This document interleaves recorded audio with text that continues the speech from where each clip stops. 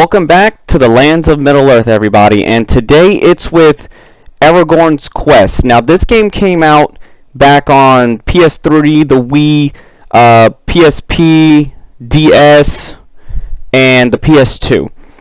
With the handheld ones having a very different gameplay style versus the main releases. Now, this one was played through a Dolphin emulator for the Wii. So this is more so like my experience on the Wii, even though I've played it on the PS3. And Aragorn's Quest, let's just say it was one of those games that was misreviewed, like most games that people go back now saying, oh my god, those were really good and fun. How did they go misreviewed? It's called media bias, and if it doesn't meet the standards of what people expect, you're not going to get a good review even if the game is good. Now, how would I rate this game?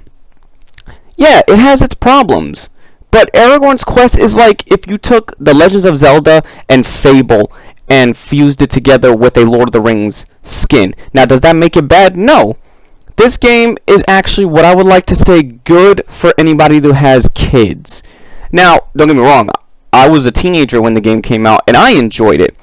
You play as Sam's kids after the Lord of the Rings trilogy, and you play as his kids who are being told the stories of Aragorn's journey, and then you're playing as Aragorn through key moments of the whole trilogy.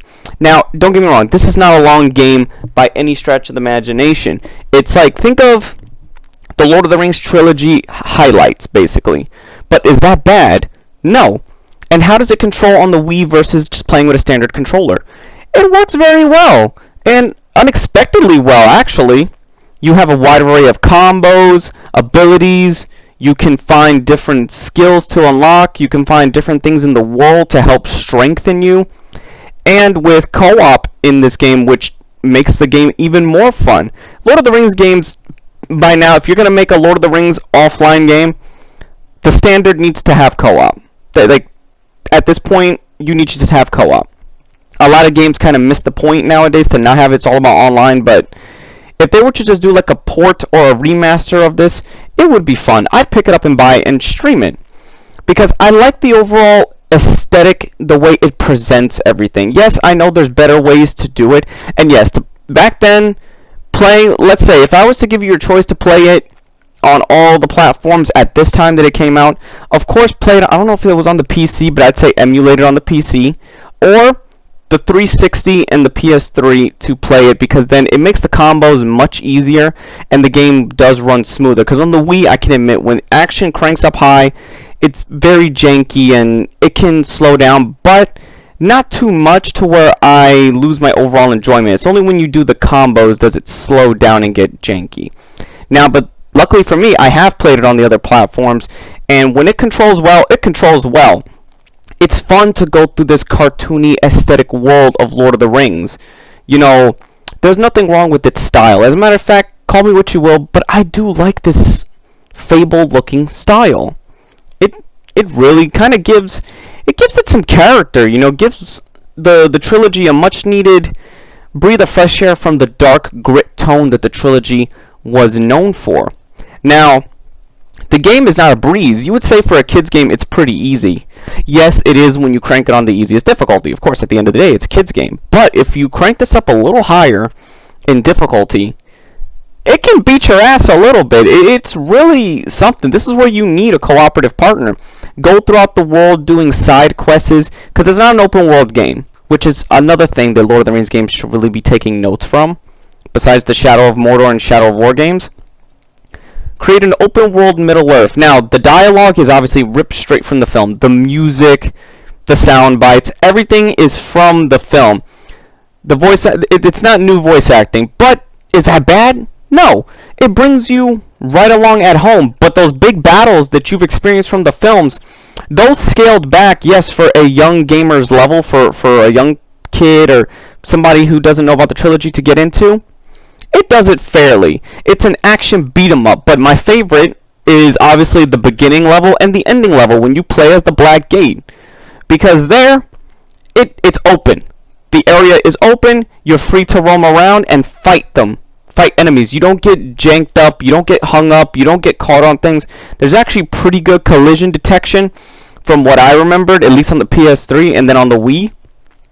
So if you have if you have a way of playing this game, if you still have your old hardware, if you have the PS3, the 360, the Wii, or any of the handhelds. Now, as a quick summary, the handheld ones have a Diablo top-down style, which is not bad, because I could doubt you could do the way the console versions do it on the handheld. Now, I don't know about the PSP one. I don't know if that one's also top-down, because the PSP had more capabilities than a regular DS at the time. But yeah, those games were more top-downs. The ones I'm talking about are action-oriented. They're third-person, straight hack and slash beat 'em up. Now, if you can find it for dirt cheap or find a way to emulate it, I'd say go for it.